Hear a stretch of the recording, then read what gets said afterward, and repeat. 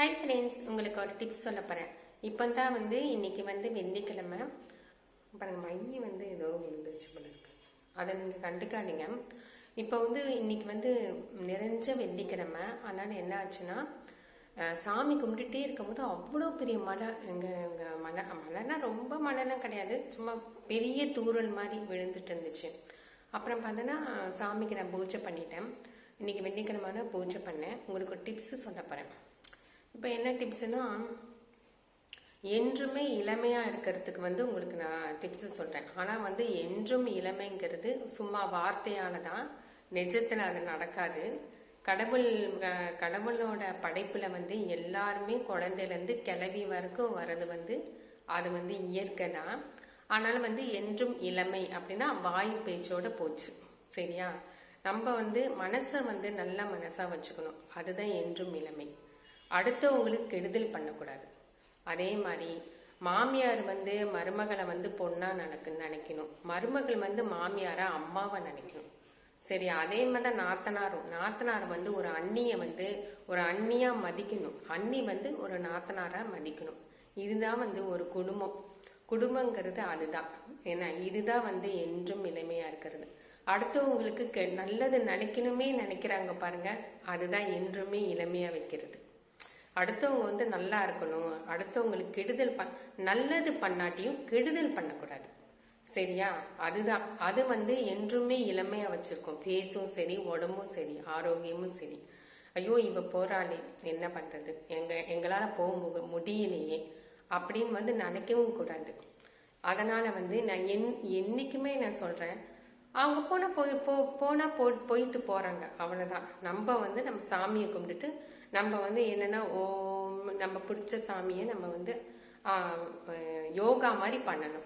நம்மளுக்கு பிடிச்ச சாமியை ஒரு அரை மணி நேரம் யோகா மாதிரி பண்ணீங்கன்னா அந்த மனசை விட்டு அந்த உட்காந்துருக்க அந்த கெட்ட மனசு எந்திரிச்சு ஓடிடும்.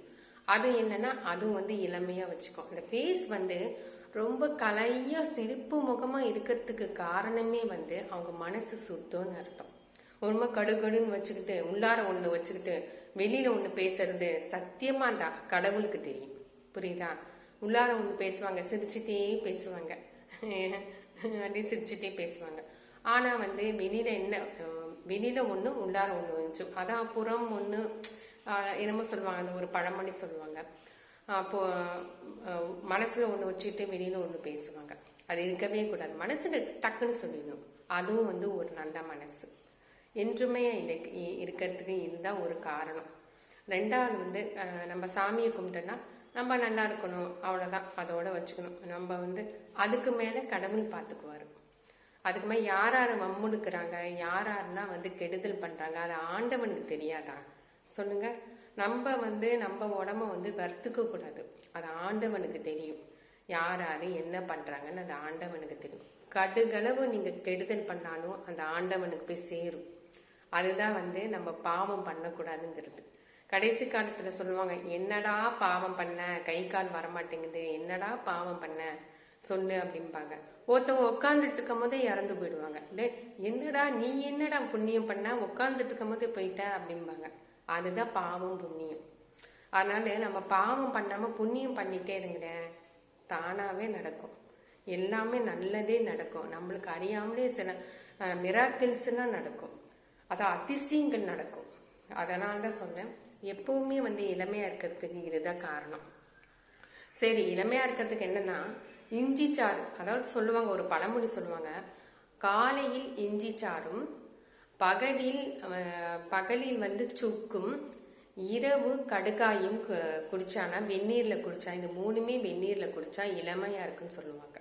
இது ஒரு பெரியவங்க சொன்னது. இது ஒரு பழமொழியா நம்ம வச்சுக்கணும். அதாவது இஞ்சி, சுக்கு, கடுக்காய், இது மூணுமே நம்ம இளமையாக வச்சுக்குமா அப்படின்னு பெரியவங்க சொல்லுவாங்க. ஓகே ஃப்ரெண்ட்ஸ், இது உங்களுக்கு பிடிச்சிருந்துச்சுன்னா லைக் பண்ணுங்கள், கமெண்ட் பண்ணுங்கள், சப்ஸ்கிரைப் பண்ணுங்கள். தேங்க்யூ. அடுத்த டிப்ஸ் காத்துட்ருக்கு. தேங்க்யூ.